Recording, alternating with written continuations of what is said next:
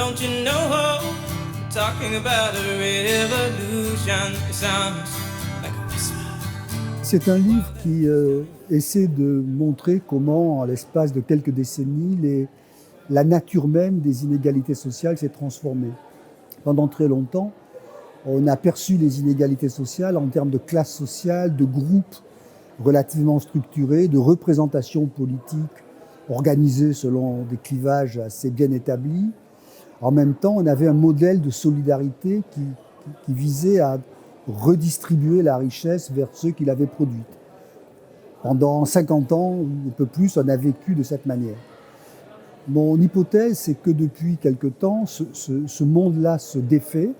Les inégalités s'accroissent, mais ce n'est peut-être pas l'essentiel, elles se transforment. Aujourd'hui, les inégalités sont vécues comme des expériences individuelles. C'est moi qui suis inégal, ce n'est pas le groupe auquel j'appartiens, c'est moi qui suis traversé par 1000 inégalités de revenus, de qualifications, de protection, de genre, d'origine, de lieu de résidence.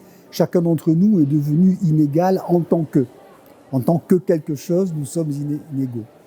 Cette expérience des inégalités fait qu'elles sont le plus souvent perçues comme des discriminations, plus que comme de l'exploitation. On est discriminé en tant que. Et cette transformation profonde des inégalités est aussi liée à une autre conception de la justice. Au fond, pendant longtemps, on pensait que la justice, c'était la réduction des inégalités entre les conditions sociales. Aujourd'hui, c'est plutôt la lutte contre les discriminations au nom d'une compétition qui serait équitable. Donc on est tous discriminés et un peu tous concurrents dans les discriminations. Évidemment, cette représentation des inégalités crée des affects très particuliers, notamment le sentiment continu d'être méprisé, d'être invisible.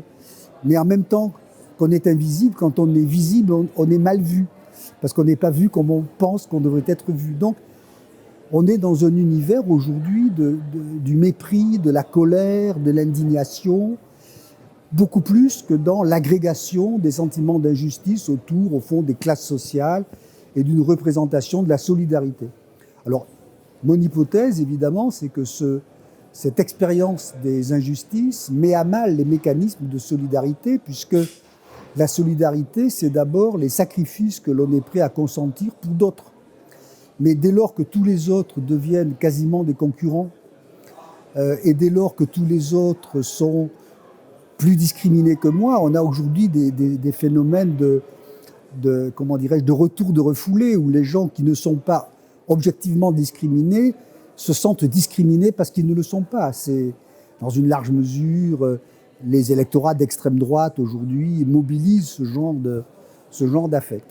Donc je crois qu'on est dans un moment où on bascule d'un régime d'inégalité structuré politiquement par la droite et par la gauche vers un régime d'inégalité qui est structuré par une opposition entre les vainqueurs de la compétition, qui sont plutôt libéraux, sociodémocrates, écologiques, etc., et les vaincus, qui sont plutôt trumpistes aux États-Unis, plutôt zémouristes ailleurs, plutôt anti-Brexit encore ailleurs. Et je crois qu'il faut qu'on se repose quand même les questions de la solidarité. La solidarité, c'est les sacrifices que l'on est prêt à accepter pour que d'autres soient plus égaux qu'ils ne le sont. Et je crois qu'aujourd'hui, on est dans ce moment très pénible où un vieux régime d'inégalité s'effondre et où un nouveau régime d'inégalité a du mal à produire une demande politique. D'ailleurs, ce qui est très caractéristique aujourd'hui de la situation, c'est que les colères qui sont fortes, légitimes ou pas, c'est pas la question, mais qui sont fortes, ne produisent pas de demande politique. Elles se ressassent et elles produisent de la violence. Et je crois que c'est devenu un peu dangereux, y compris pour la démocratie, d'une certaine manière. D'ailleurs, puisque nous sommes en période électorale, on s'aperçoit que les jeunes, par exemple, pour plus d'un tiers d'entre eux, ne seraient pas hostiles à un régime militaire. Voilà. Donc, il y a quelque chose qui n'est pas lié simplement, c'est ça la thèse de mon livre, au fait que les inégalités ont explosé. Je ne crois pas qu'elles se soient, quand on regarde les choses d'un peu près comme je l'ai fait, que soient tellement plus grandes qu'elles n'étaient. Certaines sont plus grandes, d'autres sont plus petites. C'est un peu compliqué. En revanche, elles ne sont plus du tout vécues comme de la même manière. Quand j'étais jeune, au fond, les gens disaient « nous sommes inégaux en tant qu'ouvriers que paysans ». Maintenant, les gens disent « je suis inégal en tant que moi ». Et donc, d'une certaine manière, tous les autres deviennent des concurrents. Et on vit dans cet univers qu'il faut expliquer plutôt que de le condamner, qui est celui plutôt du ressentiment, de l'hostilité. Bon, je fais l'hypothèse que tout ça va se remettre en place sous des formes que je ne connais pas. Mais le rôle de la sociologie, c'est pas tellement d'apporter des réponses, c'est au moins de poser les problèmes. Et j'espère que ce livre y contribuera.